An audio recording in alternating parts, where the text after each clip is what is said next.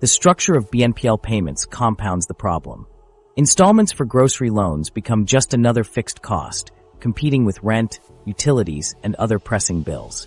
For households living paycheck to paycheck, missing a payment triggers late fees that can rapidly turn a manageable balance into a much larger burden.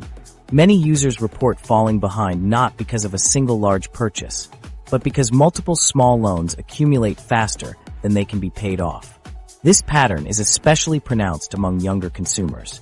Millennials and Gen Z make up a disproportionate share of those using BNPL for groceries, according to survey data. These age groups often face tighter budgets and less access to traditional credit, making installment plans an appealing, if risky, way to keep food on the table. Many report turning to BNPL during the last week before payday, when cash runs lowest and other options are exhausted. Retailers are responding to these trends in different ways. Some supermarkets have started to limit BNPL options or require larger down payments for grocery purchases, hoping to reduce their exposure to losses. Since groceries can't be returned or resold, chargebacks from defaults represent a total loss for the store. The economics of BNPL for essentials are fundamentally different from those for big-ticket items, and many merchants are reconsidering whether the service is sustainable for everyday goods. The psychological impact of financing groceries is also distinct. Users often express discomfort or embarrassment about relying on BNPL for food, a feeling not typically associated with using BNPL for more aspirational purchases. This emotional strain can lead to avoidance behaviors, delaying payments, ignoring reminders, and allowing fees to accumulate. Providers report that delinquent grocery BNPL users are less likely to communicate or seek help compared to those with other types of loans. Patterns in BNPL grocery use reveal deeper budget problems. Usage spikes at predictable times. The end of the month, when benefits or paychecks run out, and before major holidays, when household food costs rise. These clusters suggest that installment plans are not a solution for one-time emergencies, but a sign of recurring shortfalls in household finances. Differences in how people use BNPL for groceries also reflect broader economic inequalities. Urban consumers facing higher food prices tend to borrow more per trip than rural shoppers. Single-parent households and those with limited savings are overrepresented among BNPL grocery users, highlighting the service's growing role as a last resort for those with the fewest options. As BNPL becomes increasingly woven into the fabric of essential spending, the risks of debt spiraling out of control grow. Each new grocery loan adds to a web of overlapping obligations, making it harder for users to keep track of what they owe. This mounting complexity sets the stage for a new and more dangerous pattern of borrowing: the debt stacking crisis. Debt stacking has become one of the most troubling features of the BNPL landscape. Instead of managing a single short-term installment plan, many consumers now juggle multiple BNPL loans at once, often across different providers and for both essentials and non-essentials. This pattern is not just a sign of convenience. It's a clear indicator of financial distress and a warning that the system's design encourages overextension. The prevalence of debt stacking is well documented. In both 2021 and 2022, 63% of BNPL borrowers held simultaneous loans at some point during the year. The complexity deepens as nearly a third, 33%, maintained loans with more than one BNPL provider at the same time, according to CFPB research.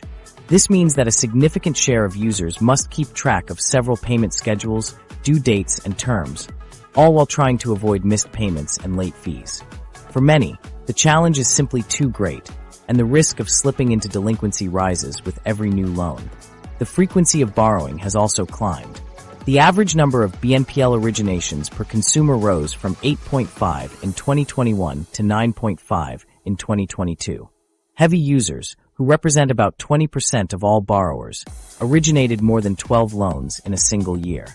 The median for this group was 23 loans annually, an extraordinary level of activity that signals deep reliance on BNPL as a source of liquidity. These heavy users are disproportionately exposed to repayment trouble as their obligations overlap and compound. This stacking behavior is often a direct response to shrinking access to traditional credit. Data shows that credit card utilization rates spike in the year before a consumer first turns to BNPL, reaching between 60% and 66% compared to just 34% for those who never use BNPL. When card limits are maxed out or new credit is unavailable, BNPL becomes the fallback.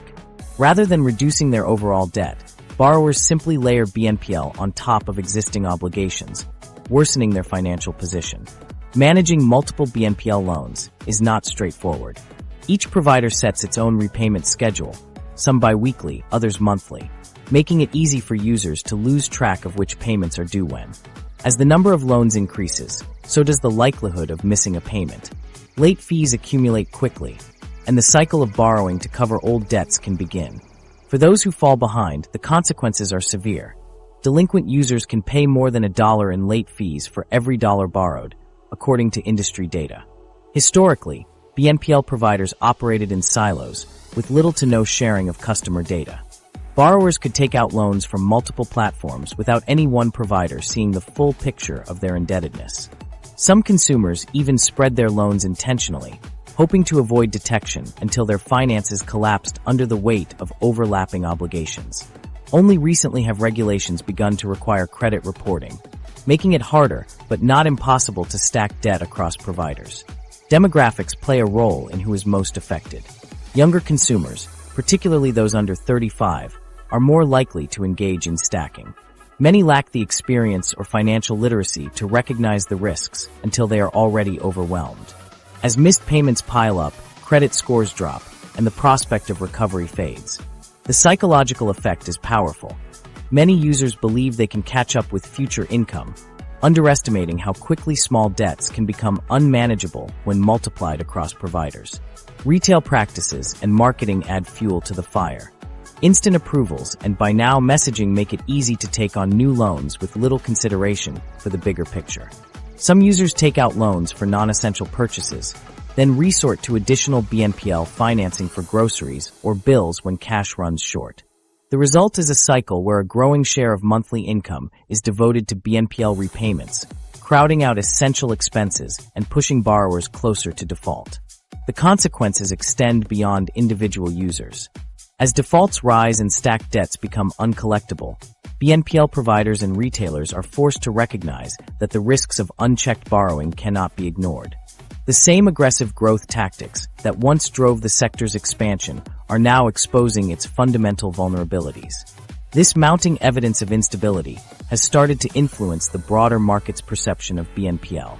The sector's ability to attract capital and maintain investor confidence is now in question, as the true costs of debt stacking come into focus.